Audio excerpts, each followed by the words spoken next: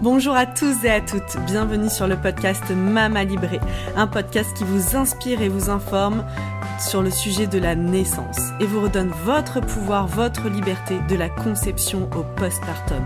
On parlera ici de naissance physiologique, d'allaitement, de conception, de préconception, de préparation à la naissance et bien sûr de postpartum. Si vous aimez ce podcast et que vous souhaitez aller plus loin, suivez-nous sur nos réseaux sociaux et retrouvez-nous sur notre nouveau site mamalibré.co, un site sur lequel vous retrouverez plein d'informations, de ressources, tout ce dont vous avez besoin pour vivre la maternité qui vous correspond. C'est la nouvelle plateforme mamalibré.co, une plateforme sur laquelle vous allez retrouver des informations, des articles de blog, mais aussi sur laquelle vous allez pouvoir vous abonner pour avoir un accompagnement global sur l'alimentation, le yoga prénatal, des relaxations et encore beaucoup de contenu à venir. À très bientôt sur Mama Libré. Bonjour Alessandra. Bonjour. Bienvenue dans le podcast Mama Libré. Aujourd'hui, tu vas nous partager la naissance, ton témoignage de naissance de ta petite fille Flora, qui est là avec nous, qui va participer à cet épisode. On va voir si elle accepte ce qu'on raconte d'elle. Ouais, si elle est en accord avec ton témoignage. Peut-être qu'elle l'a vécu différemment de son côté, sans doute. Sûrement. Donc c'était ta deuxième fille. Tu as une petite Iris qui va avoir 5 ans. Et est-ce que tu es d'accord pour nous partager un peu ton expérience, comment toi tu t'es préparée et puis peut-être les différentes inquiétudes que tu pouvais avoir concernant cette naissance, puisque quand c'est un deuxième, on a déjà vécu la première naissance avec parfois ces challenges que ça nous a demandé de relever et du coup on part pas, je trouve, avec les mêmes... avec les mêmes inquiétudes. Cette fois, on sait. On sait ce qui nous attend. Ou pas. Ouais, c'est vrai. C'est toujours plein de surprises. Dans mon cas, effectivement, je sais pas si je savais tout ce qui m'attendait. Parce que... Iris est née... notre première fille est née par césarienne d'urgence. Et en fait... Et à un stade de l'accouchement très très... pas du tout avancé, j'étais dilatée à 2 quand on m'a opérée. Donc j'avais pas du tout ni vécu même presque pas de pré-travail en fait, parce que je suis arrivée à la mat, j'étais déjà à 1, donc j'ai eu... bref. Ouais, t'as eu quelques contractions, mais du coup, t'avais pas été dans cette intensité... Ok. Voilà, ça j'ai pas vécu toutes les grosses étapes, la plupart des grosses étapes de l'accouchement. Et c'est quoi qui avait fait la nécessité de la césarienne en urgence ? Et en fait, pour faire très court, ma poche s'est rompue assez tôt. Donc à un moment donné, les 24 heures protocolaires étaient en train de terminer quant au fait de déclencher. Et j'avais déjà été mise sous antibio parce que les 18 heures protocolaires pour la mise sous antibio étaient passées. Et en fait, moi, je faisais de la fièvre. En fait, on a chopé un truc, on n'a jamais su quoi. Et donc, c'était suspicion d'infection qui s'était avérée être le cas. À la naissance, effectivement, Iris, elle était infectée par on ne sait pas quoi. Et donc, on a en plus passé une semaine... Enfin, elle a passé une semaine en néonat. Donc voilà, c'était une naissance qu'on peut dire plutôt compliquée. De mon côté, pour moi, c'était plutôt traumatique parce que j'étais partie pour une naissance physio dans un hôpital, en plus en Italie, parce que je suis italienne, où on ne prévoyait même pas la péridurale. C'est vraiment une mat 100% physio, enfin 100%, ça reste un hôpital. Mais en tout cas, les équipes ultra bien formées pour accompagner ça, contrairement malheureusement aux équipes dans les hôpitaux traditionnels en France. Mais bon, cela n'a pas empêché que ça s'est terminé comme ça. C'était une autre histoire. Ça m'a pris beaucoup, beaucoup de temps pour la digérer, la transformer. Et bon, j'ai parlé de trauma pendant longtemps. Et aujourd'hui, j'ai plus envie de mettre cette étiquette-là. Parce que je pense que tu l'as dépassée. Voilà. Et que... Voilà, un jour, je me suis dit, tant que je l'appellerai ça un trauma, ça restera un trauma. Peut-être si je l'appelle autre chose, ça deviendra autre chose. Si on le transformait un peu, après, ok, t'as cheminé en tout cas pour aller guérir ça et le transcender. Ça, absolument. Donc, si j'étais partie pour mon premier accouchement assez sereine, parce qu'en plus j'étais dans un hôpital dans lequel je faisais confiance dans toute l'équipe, sachant que le chef de service c'était le gynéco qui m'a fait naître, parce que je suis née à la maison. Donc vraiment pour moi c'était un peu comme aller chez moi. Donc vraiment j'étais allée plutôt sereine et confiante. Puis il y avait ma maman qui a eu sur ses 5 grossesses, donc accouchement, 3 accouchements à domicile. Bon, enfin, je me sentais soutenue. Mais du coup, je pense que je m'étais pas assez préparée. Et surtout, j'avais jamais préparé l'éventualité que ça puisse partir en cacahuète. C'est intéressant ce que tu dis je trouve que dans les préparations, il y a bien sûr se préparer à transcender et se laisser traverser par ces contractions qui peuvent être intenses et douloureuses.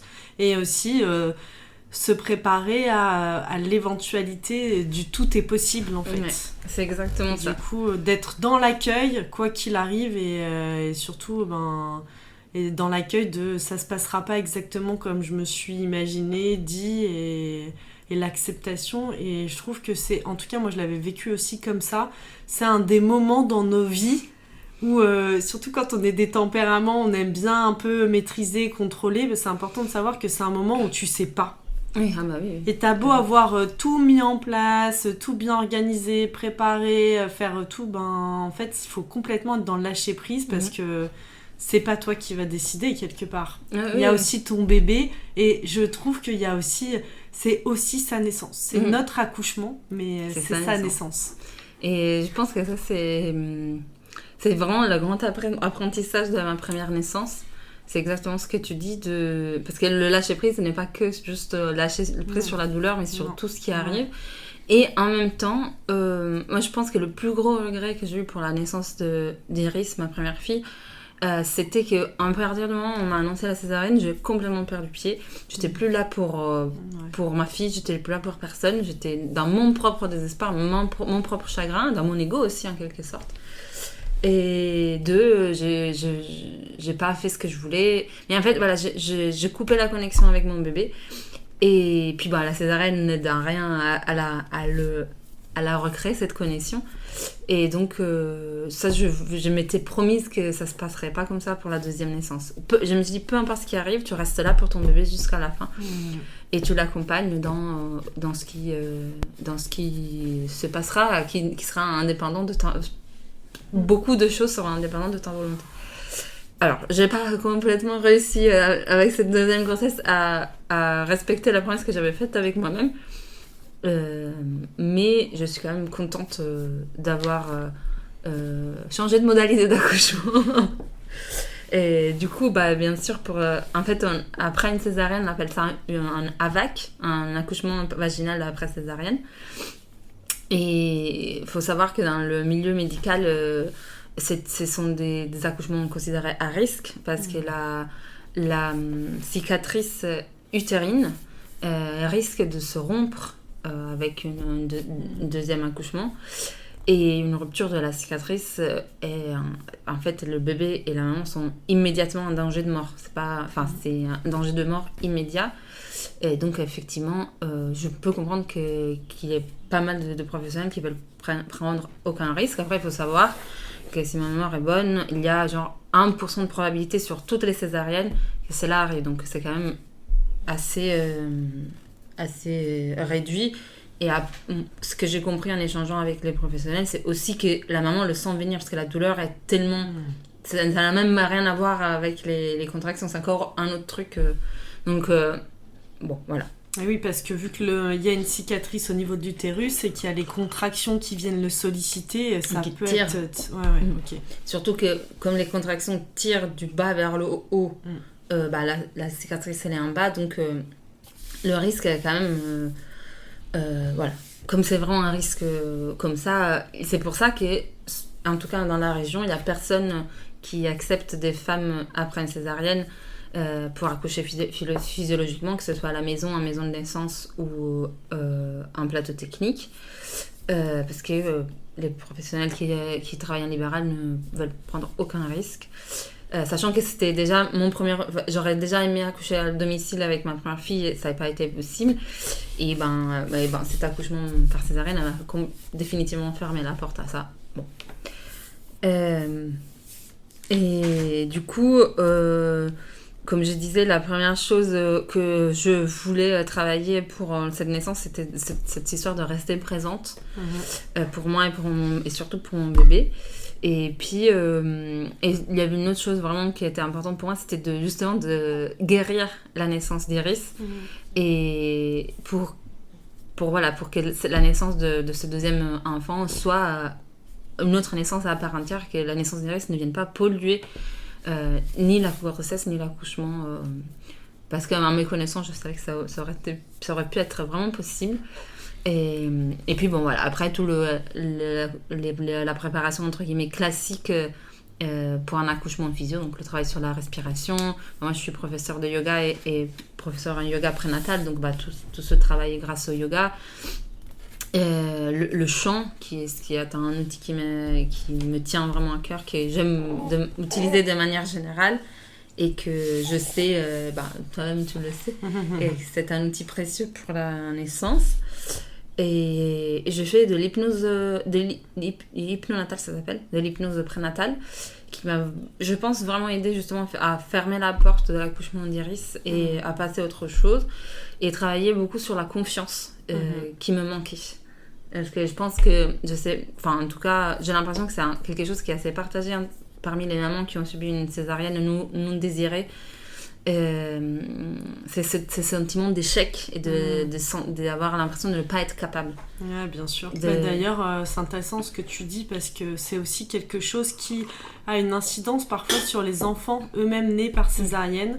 On le dit, tu vois, que c'est important d'observer si ils n'ont pas ce syndrome un peu d'incapacité. Tu vois, de peur de pas réussir, qui se sentent pas capables parce que ils ont pas eu l'opportunité de se faire naître, parce qu'on pense de notre côté, mais aussi du côté du bébé à naître. C'est un passage, c'est un peu un rite initiatique quelque part, tu vois, de se faire naître, parce que le bébé il se fait naître. Ouais, carrément. Donc ça c'est et en faisant les processus de libération et en allant guérir ça pour le bébé, tu permets aussi, tu te guéris toi, mais tu lui permets aussi lui de retrouver cette voie quelque part de je suis capable. Ouais, oui, non mais je comprends tout à fait cette vision-là, parce que c'est un peu ce que je me disais aussi vis-à-vis d'Iris, de ne pas lui avoir laissé cette chance de naître de façon... j'aime pas utiliser ce terme, mais j'en trouve pas un autre. Digne, en tant qu'être humain.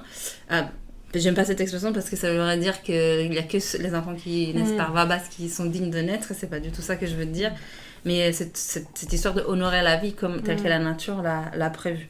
Après, très clairement, dans la naissance d'Iris, et en vrai aussi dans la naissance de Flora, sans l'aide du corps médical, Iris, je sais vraiment pas ce qui se serait passé. Flora, ils ont été vraiment précieux aussi pour que ça se termine correctement. Donc, je suis reconnaissante qu'il y ait quand même des personnes très bien formées pour que les choses, qu'ils soient là quand les choses ne se passent pas comme prévu, entre guillemets. Et c'est l'objectif et la place du corps médical, en effet, de dire on a la chance d'être dans un pays, dans des endroits où le corps médical il est en capacité justement d'intervenir quand ça va mal. Oui, voilà. Et de maintenir, et aujourd'hui je pense que ce qui est le plus décrié par de nombreuses femmes qui prônent la physiologie, c'est pas les moments où ça va mal, on les remercie, c'est l'idéal, ça serait de soutenir quand ça va bien, et pour justement être encore plus au service de quand on est là en support, un peu comme on le fait avec nos enfants, tu vois, quelque part, on vous laisse apprendre à marcher, puis si tu tombes et que tu te fais mal, je suis là. Oui, je suis là, ouais. Je suis là, je sécurise, voilà. C'est ça. Un cadre sécurisant. Sauf que... Pardon. Oui, c'est ce serait l'idéal. Après... en tout cas dans mon expérience, sans vraiment, j'essaye vraiment je veux pas passer par celle qui juge ou critique ce qui se passe à l'hôpital, parce que c'est pas ma place, mais pour résumer mon expérience en maternité pour cette deuxième naissance, je trouve ça dommage du coup que c'est même pas tant les protocoles ou tout ça, c'est plus le fait que du coup, en fait, à les maternités en France, en tout cas, il y a une vraie méconnaissance de l'accouchement physiologique et ça les empêche d'être présents de la bonne façon aux femmes qui font ce choix-là. Donc, très clairement, en tout cas, c'est ce qui s'est passé avec nous. Ils nous ont laissé gérer tout seuls, tranquille. Mais sans graviter autour, sans observer. Et je sais pas comment dire, c'était une présence soit imposée parce qu'il fallait faire le monitoring, le toucher, le machin, et c'était pas cette présence discrète que j'imagine, parce que je l'ai pas vécu, les professionnels formés et qui se connaissent en physio ont, sans vraiment toujours intervenir, mais juste accompagner et, comme tu dis, sécuriser et intervenir si vraiment c'est nécessaire. Donc voilà, c'est à la fin. J'anticipe la fin de la naissance de Flora en disant que à la fin, enfin le lendemain, j'ai dit à Julien à mon mari plus jamais un accouchement physio en hôpital. Et puis aujourd'hui, je dis plus ça. Je pense que comme je revenais un peu de loin, la première chose que j'ai dit, c'est plus jamais ça. Si on doit retourner à l'hôpital, ça va pas être possible. Ok, mais... c'est quoi qui a été le plus confrontant pour toi ? En tout cas, que t'aimerais qu'ils ne se reproduisent pas. Par rapport à l'hôpital, rien. Parce que je sais que quand tu rentres dans le système hôpital, en fait, les choses sont comme ça. Elles ont été dites et redites plusieurs fois en amont. Moi, j'ai pas eu de surprise. Ils ont fait leur travail. Et vraiment, je suis persuadée qu'ils ont fait le mieux pour respecter notre projet de naissance, dans les limites de leurs connaissances et des règles qu'ils doivent respecter. Oui, et des protocoles qui leur sont imposés, puisqu'il y en a quand même beaucoup, et ça, c'est vraiment très présent dans leur pratique, et parfois même, il manque de liberté. Oui, que j'imagine pour beaucoup, pour certains, ça va être rassurant, et pour d'autres, ça va être frustrant, bref. En tout cas, c'est comme tu dis, il faut rentrer beaucoup dans des cases. Malheureusement, un accouchement physio rentre rarement dans des vraies cases. Et ça, déjà, c'est la première chose que je pense, même un gynéco ne sait pas, ou sait peu. Donc, voilà. Mais par rapport à l'hôpital, vraiment, j'ai rien à dire. Parce qu'en fait, c'était comme ça. C'est passé exactement comme on l'avait comme moi je l'avais imaginé par rapport à l'échange avec eux et comment eux ils se sont positionnés vis-à-vis de nous. Par contre, je disais que je m'étais préparée sur plein de trucs et je sais pas pourquoi, c'est de toutes les choses dont j'ai eu peur pour cet accouchement, je sais pas pourquoi j'avais pas peur de la douleur. C'est vraiment pas un truc qui me faisait peur. Je me souviens, j'en ai parlé beaucoup avec la sage-femme, avec la doula avec qui on a fait de l'hypnonatal. C'était pas un truc pour moi. Je me sentais confiante et armée pour y faire face. Et j'ai dû revenir sur mes positions parce que vraiment la douleur m'a vraiment surprise et je pense que ça allait tellement au-delà de ce que je m'attendais que du coup je me suis complètement laissée embarquer et emporter à un moment donné. Tu dirais que dans te laisser embarquer, comment tu pourrais c'est quoi qui a pris le dessus ? Alors pour remettre les choses dans leur contexte, l'accouchement de Flora, entre la première contraction et sa naissance, ça a duré 28 heures à peu près. C'est un accouchement quand même, ça commence à être plutôt long. Et oui, mais là, tu parles des heures entre la première contraction, ou peut-être t'étais pas encore dans la douleur, là. C'était quelque chose d'inconfortable et complètement gérable, justement grâce à tous les outils que j'avais. Tu continuais ta vie, quoi. Je pouvais pas continuer ma vie, il fallait que je reste quand même bien concentrée sur les contractions, en vocalisant beaucoup et tout, mais entre deux contractions, je pouvais parler et je pouvais... c'est que la poche s'est rompue tôt aussi pour Flora, donc on a dû aller à l'hôpital plus tôt que prévu, donc en fait on a eu une stagnation sur le pré-travail qui a duré quand même très longtemps, et qui a fait que au bout de 15 heures j'étais encore, je sais pas combien j'étais dilatée parce que je voulais pas avoir de toucher et pour ne pas me démotiver, mais de toute façon les contractions étaient encore espacées plutôt de 10 minutes, peut-être des fois 7, mais c'était pas du tout, j'étais pas du tout en travail. Donc t'as déjà eu une nuit blanche dans la tronche. C'est pas rien ça. Et niveau de fatigue. Les contractions, quand même, ça fait 15 heures que tu les gères, même si elles sont pas très douloureuses. Enfin, puis petit à petit, ça commençait à devenir inconfortable, très inconfortable, mais pas douloureux. Et puis, et à un moment donné, moi j'ai vraiment eu l'impression qu'à un moment donné, en fait, ça a basculé et que j'ai pas eu quelque chose de graduel pour pouvoir m'habituer à la douleur. Okay.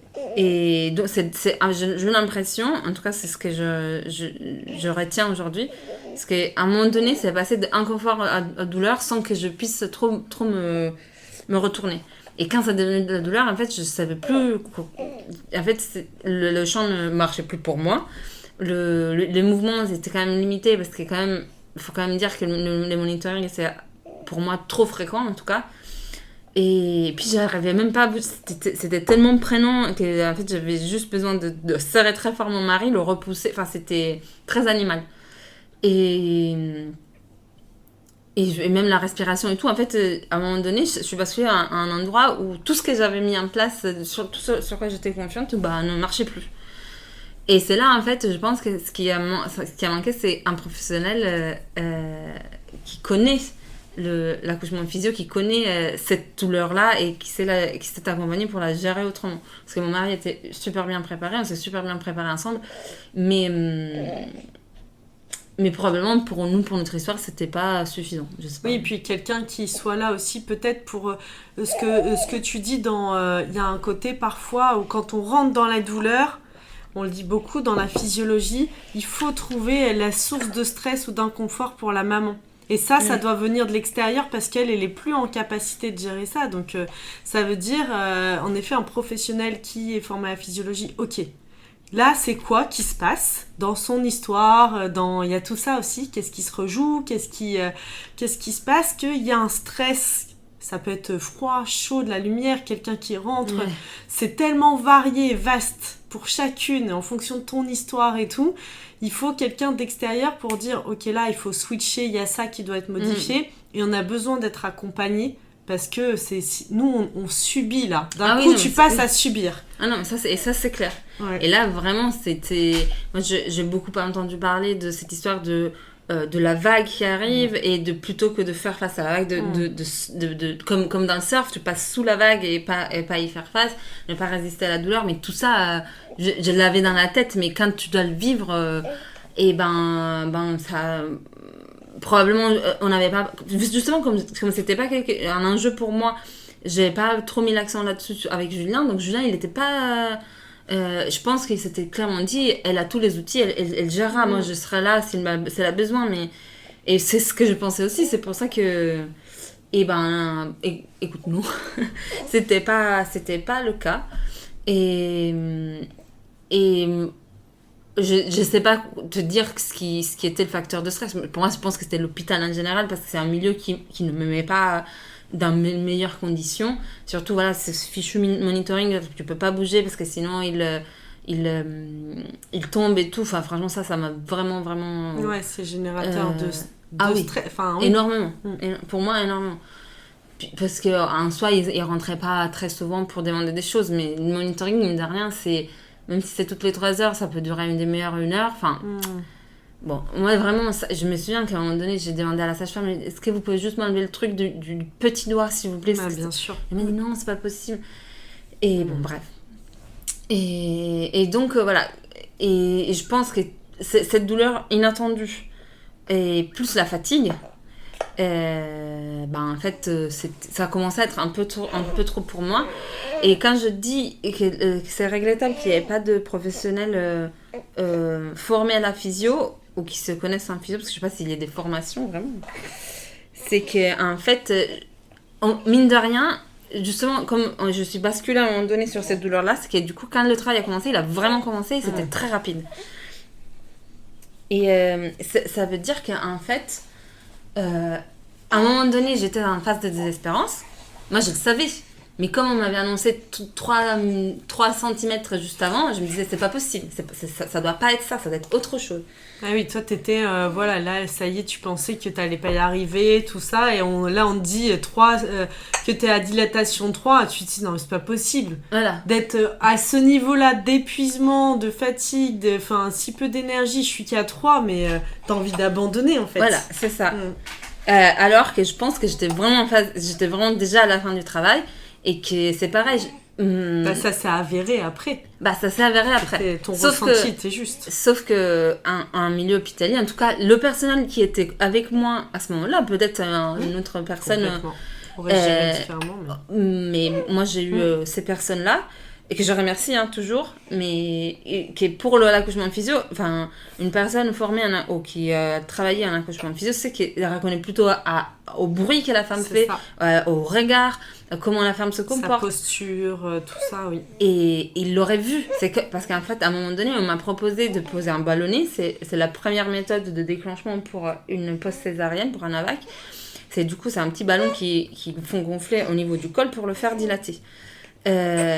Alors que, très clairement, quand ils viennent me proposer ça, j'avais envie de leur dire, mais regardez-moi, vous voyez bien que je suis déjà partie en travail, j'ai plus besoin de ça. Mais eux, ils ont eu besoin de faire le toucher pour vérifier que j'étais bien à 3, et que du coup, le travail avait commencé, machin.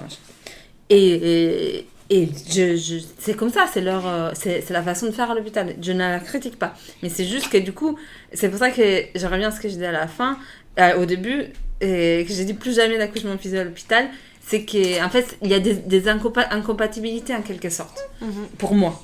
Oui, c'est-à-dire que là, au moment où toi, ils te disent t'es à 3 et t'as déjà l'impression d'être bien avancé sur le travail, donc quelqu'un qui sait reconnaître la physiologie et de voir en fonction, en effet, comme tu dis, une femme qui vocalise, donc les sons qu'elle fait, en général, les sages-femmes, typiquement à domicile ou en maison de naissance, qui font que des accouchements physio, le savent et te le disent. Moi, je me souviens de ma sage-femme qui m'avait dit « Je ne te regardais pas au son que tu faisais, je savais qu'à tout moment, c'était là. » Mais Michel Audin, il dit qu'une très bonne sage-femme, elle reste à l'extérieur, elle écoute qu'à l'écoute.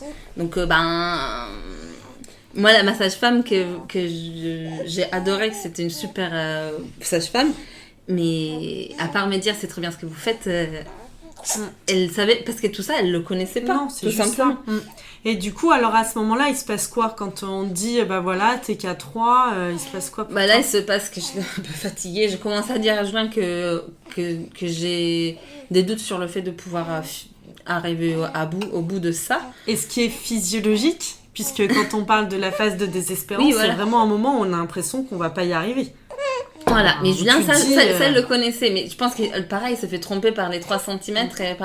Parce que j'ai eu vraiment un moment où je lui ai dit vas-y, c'est bon, on rentre, j'en peux plus.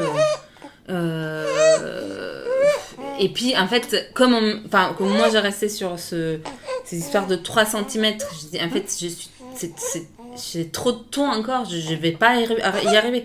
Je vais pas arriver au bout de tout ça. Et du coup, je commence à lui faire comprendre que je veux une péridurale. Mais lui, il s'est bien tenu au pacte qu'on a fait.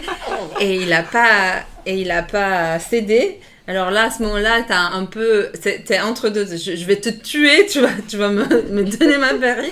Et merci beaucoup de te tenir à ce qu'on s'est dit. C'est très ambivalent. T'en es à te dire, mais pourquoi j'ai dit ça ? Ah ben carrément, j'ai dit non mais en fait, quelle idée. Julien m'a dit il avait une crainte, c'était celle que je demande une césarienne. Il s'est dit, comme c'était la chose que tu connaissais le mieux, il me dit, j'ai eu vraiment peur qu'à un moment donné tu dises en fait, shit, tu pars, on part en césarienne, c'est plus simple, ça va aller plus vite, je ne vais plus avoir mal. Comment finisse ? Mais non, je pense que ça m'a traversé l'esprit à un moment, mais c'était vraiment, je voulais juste une péri en fait, je voulais juste plus avoir mal. Et du coup, et après c'est pareil, ça s'est fait très vite. La sage-femme arrive, elle nous dit on part à la salle de travail, du coup, elle me réexamine, j'étais dilatée à 5, elle me dit c'est super, maintenant c'est 1 cm par heure. J'ai regardé Julien. T'as envie de l'insulter à ce moment-là ? J'ai regardé Julien, j'ai regardé la sage-femme, ça fait déjà 24 heures que ça durait. J'ai dit non mais en fait là c'est vraiment, je ne peux plus. On va pas tenir encore 5 heures. 5 heures, ça va pas être possible, les amis. J'ai réfléchi, c'est non. Ah oui, non, très clairement. Et là, je pense que Julien, il a compris. Il a compris que c'est vraiment, si ça allait se passer comme la sage-femme disait, j'aurais pas tenu. Et je crois qu'il m'a dit qu'il se laissait encore une demi-heure. Et que s'il voyait que vraiment ça allait plus, en fait, l'anesthésiste nous avait dit qu'on avait jusqu'à 7 cm pour poser la péri. Donc il s'est dit, j'ai cette marge-là, je vais voir comment ça avance. Et ben en fait, il n'a pas eu le temps de réfléchir. Parce que du coup, on arrive à la salle de travail, lui, il range nos affaires. Parce qu'autant vous dire, quand on peut préparer un accouchement physio à l'hôpital, t'as les pierres et le machin qui fait la lumière tamisée et le diffuseur d'huiles essentielles. Bon, t'as tout un paquet de trucs pour te sentir un peu chez toi. Et qui ont marché, je sais pas, mais bon. Et la sage-femme était partie je sais pas où. Et en 3 contractions, donc elle me dit, vous êtes à 5. 10 minutes après, j'ai hurlé en disant venez, le bébé est là. Parce que je me suis touchée la vulve et j'ai senti qu'elle était enflée. Je dis, et en fait, je sais pas ce qui se passe, mais j'ai envie de pousser. Et apparemment, ils se sont regardés avec beaucoup de compassion pour cette pauvre femme qui ne comprend rien parce qu'on vient de lui dire qu'elle est à 5, c'est impossible que. Et en fait, non, parce que c'est ça la magie de l'accouchement physio, c'est que ça se passe jamais à raison d'un centimètre par heure comme super. Dieu merci. Voilà. Là, ça se passe comme le corps et le bébé décident que ça se passe. C'est vrai. Et je pense que Flora, là, elle avait décidé que c'était bon, que c'était son moment. Et du coup, c'était un 3... En fait, je suis passée de 5 à 10 à un 3 contractions. C'est quand même magique. Oui. Et ça, je trouve douloureux. Oui, douloureux, parce que beaucoup d'intensité. Oui, oui. Mais en même temps, de se dire comment c'est possible qu'encore aujourd'hui, on parle d'1 centimètre par heure quand on entend ça. Et moi, je l'ai vécu aussi, ce que tu dis là. Voilà, enfin, c'est fou. On devrait dire ça aux femmes. Ça existe, en fait. Laissez-vous l'opportunité que ça puisse exister, au moins. Et en plus... moi qui ai lu quand même la moitié, je pense, des livres et des trucs sur l'accouchement physio pendant cette grossesse, je le savais ça. Donc il y a beaucoup de choses qu'après t'enregistres dans la tête, mais dans le corps, à un moment donné, et puis à ce moment-là, du coup, quand t'as dit la tête, c'était vraiment ailleurs. Et moi, je poussais des cris d'animal blessé. J'étais plus là, tu vois. Et donc voilà, je me souviens aussi, la sage-femme me disait venez, et moi je disais non, je veux pas venir, je partais ailleurs parce qu'en fait je pense qu'à ce moment-là je voulais juste me mettre quelque part, me cacher et faire sortir cet enfant. C'était pas possible parce que dans le contexte hospitalier c'était pas possible de faire comme ça. Et donc en fait effectivement, et c'est là que moi je me suis embrouillée avec moi-même. Je pensais vraiment que c'était l'heure de pousser parce que Flora elle était vraiment arrivée au niveau du périnée et en fait j'étais juste à dilatation complète, donc il y avait tout le passage dans le bassin qu'il fallait faire et en fait j'ai eu envie de pousser très tôt. Je sais pas pourquoi, je pense que je me suis plus conditionnée que je sais pas. En tout cas ça s'est passé comme ça et c'est pareil. Je pense qu'avec une personne experte en accouchement physio, l'accompagnement aurait été différent et elle m'aurait vraiment stoppée en me disant là, en fait, là, il faut laisser le bébé descendre, on va pas pousser, ça sert à rien. Alors que la sage-femme, elle a voulu vraiment très bien faire, m'a laissé pousser, mais c'était trop tôt physiologiquement pour faire descendre un bébé. En même temps, tu avais ce réflexe-là. J'avais ce réflexe-là, ouais, mais je pense que... Ça se contrôle pas trop dans la physio, ça. Je sais pas. En tout cas, c'était comme ça. Et il m'a laissé pousser 1h15, alors que leur protocole, c'est une demi-heure. Donc, elle m'a vraiment fait confiance. Et ça, c'était chouette de sa part, tu vois.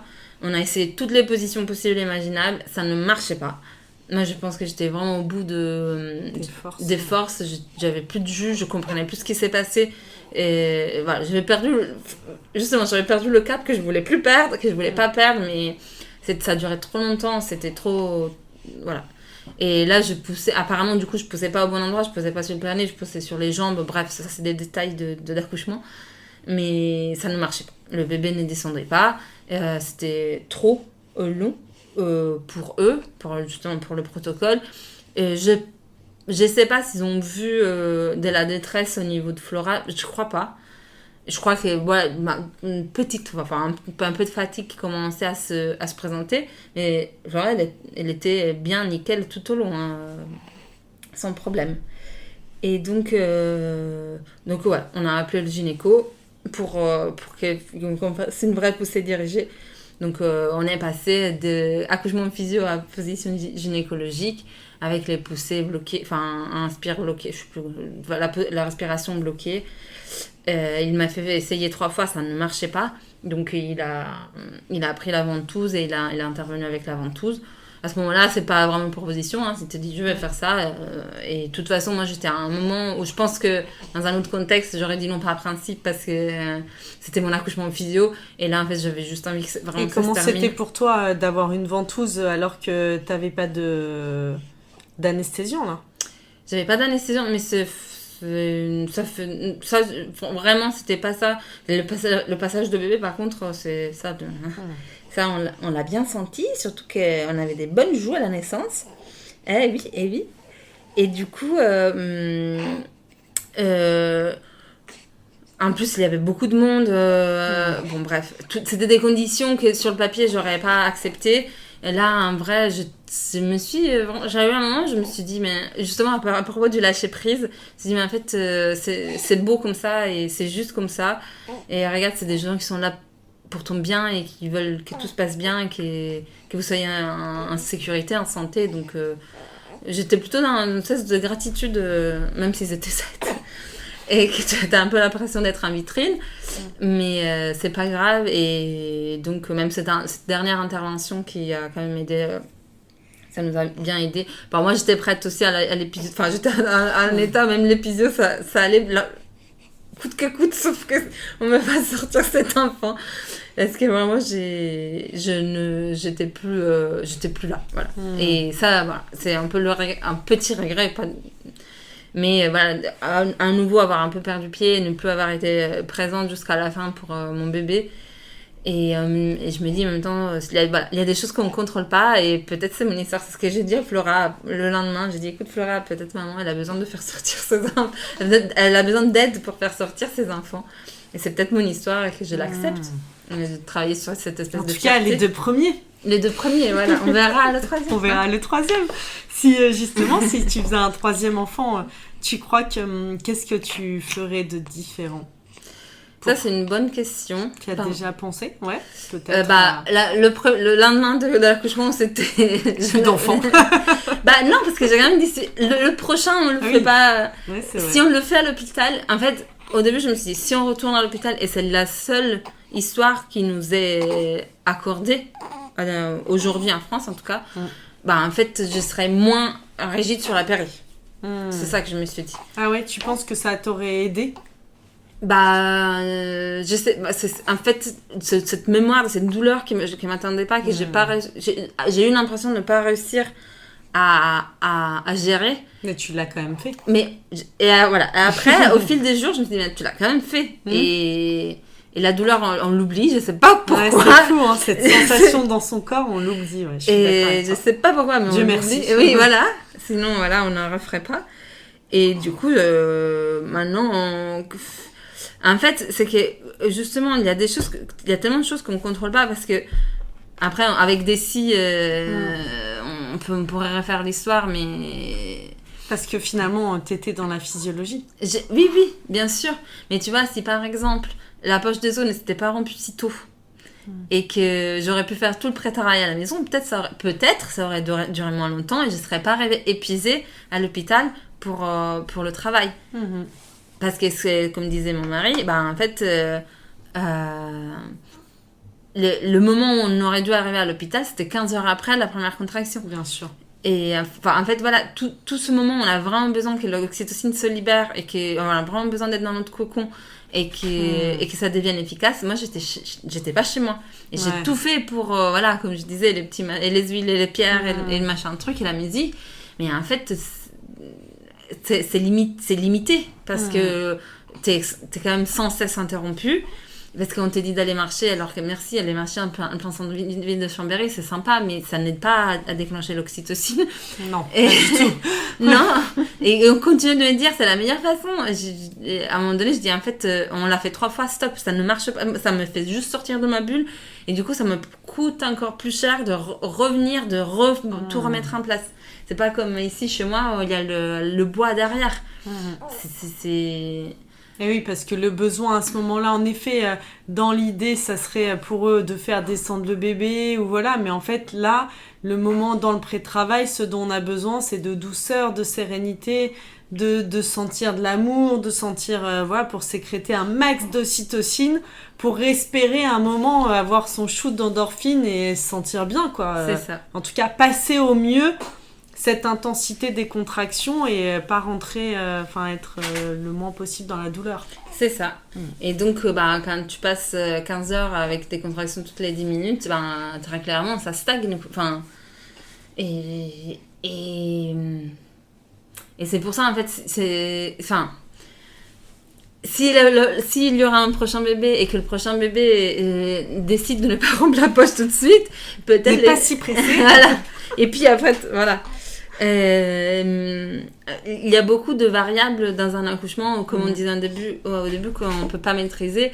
Donc en fait, je pense que je referai à peu près pareil, oui, parce que ça s'est plutôt bien passé, et pour ma grande fierté et pour mon ego, même le gynéco m'a félicité en disant que c'était rare de avoir un accouchement post-césarienne sans péridurale. Donc je sais que j'ai quand même fait un exploit entre guillemets, donc tout n'est pas jeté dans ce qu'on a réalisé, au contraire.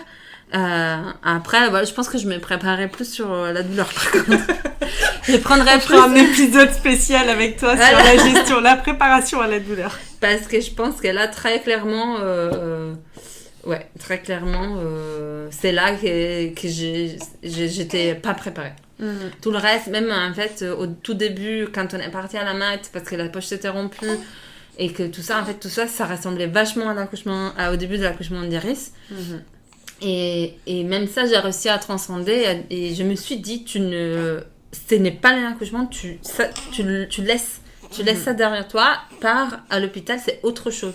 Et ça, j'étais claire avec moi-même, et les contractions ne se sont pas arrêtées en tout cas. Alors qu'avec Iris, je suis arrivée à l'hôpital, c'était zéro, nada, pendant 15 heures. Et donc, il y a quand même eu des évolutions. Et pareil, quand j'ai senti que j'en pouvais plus de l'hôpital, j'ai réussi à me dire, mais regarde, allez, mais il y a plein de bébés qui naissent dans ce lieu. C'est magnifique. Il y a quand même une énergie de fou. C'est un super lieu pour faire naître ton enfant, un lieu où il y a tellement de naissances. Enfin, ne regarde pas que c'est gris, que c'est moche, que c'est machin. Regarde tous les autres bébés qui sont nés, qui vont naître, enfin, on est là toutes ensemble, c'est quand même beau. Et ça, c'est vraiment une pensée qui m'a vachement aidée. Moi qui ai vraiment du mal avec le milieu hospitalier, en fait, tout de suite, avoir cette image-là, je dis oui, c'est vrai, c'est beau. On prend ça de ce lieu que j'aime pas. Et ça m'a permis vraiment de faire abstraction. Ouais, de contrebalancer un peu. Voilà. Donc c'est ça. Je veux pas faire peur aux futures mamans avec cette histoire de douleur, mais c'est juste que à un moment donné, en suite de couche, j'ai senti une espèce d'imposture de la part des prêtresses, on va dire, de l'accouchement de physio, qui parlent d'intensité et pas de douleur. Et j'avais envie de leur écrire et de dire, par contre, c'est pas de l'intensité. Enfin, si, il y a de l'intensité, à un moment donné, ça fait mal, en fait. Et en tout cas, moi, je l'ai vécu comme ça. C'est vrai qu'il y a des femmes pour lesquelles c'est de l'intensité tout au long, et ils vivent pas ça comme de la douleur. Ça, c'est vraiment propre à chacun, je pense. Oui. Et puis je pense en effet le contexte et l'environnement est tellement, et ça on n'en parle pas assez, de l'hypersensibilité dans laquelle on se trouve, et du coup la source de stress qui va passer inaperçue dans notre environnement et ne va pas être source de stress dans un moment classique, à ce moment-là de notre vie, ça peut devenir un truc stressant, angoissant, et qui du coup nous sort de notre zone de confort. Carrément. Comme disait ma sage-femme, elle disait, mais on est vulnérable, on est très vulnérable justement à cause de la douleur. Donc C'est pour ça que je pense que c'est très important d'aller à la mat plusieurs fois, connaître les équipes, se sentir bien, se sentir en sécurité. Parce que moi, c'était ce qui s'est passé pour mon premier accouchement. C'était vraiment ce sentiment, je ne me sentais pas en sécurité à la mat. Mais ça, c'est mon histoire. Hein. Je ne dis pas que c'est pour tout le monde. Bien sûr, oui. Ça dépend de l'histoire de chacune. Mais s'il y a des personnes comme moi qui sont méfiantes ou dans cette relation au milieu hospitalier qui est compliquée, même par une histoire d'une autre personne qui a une maladie, qu'on a dû suivre à l'hôpital pendant longtemps, je pense que c'est vraiment important d'y aller, d'y retourner, commencer à faire confiance aux équipes, au lieu, et voilà. Et moi, ça m'a aidé aussi de faire la visite guidée avec d'autres mamans. Au début, j'étais mais pourquoi on fait pas ça juste avec juste nous comme couple et la sage-femme. Et à un moment donné, se retrouver toutes femmes enceintes ensemble, je sais pas, il y a quelque chose de sororité, bien sûr, moi ça m'a fait du bien en tout cas. Et comme cette histoire de se dire, il y a plein de bébés qui naissent, c'est cette vibration de la naissance qui est puissante quand même dans ces maternités. Même si je reste partisane pour moi, pour mon histoire de l'accouchement à domicile, mais bon, je reste partisane du choix, qu'on nous laisse le choix. Bien sûr. Et voilà, donc en tout cas, je reste très contente de l'accompagnement qu'on a reçu à l'hôpital, comme on s'est dit, dans les limites de l'hôpital. Et je reste très contente que mes filles choisissent toutes les deux une façon différente de venir au monde. Et c'est sûr que l'accouchement par voie basse, les suites, ça n'a rien à voir avec une césarienne. Mais voilà. Un accouchement physio, presque, dans mon cas. Pour moi, il est physio ton accouchement, quand même. Si, il n'y a rien de... Ouais, t'es allé au bout, quoi. On peut le faire, même après une césarienne, c'est possible. C'est intéressant. Merci en tout cas de ton témoignage.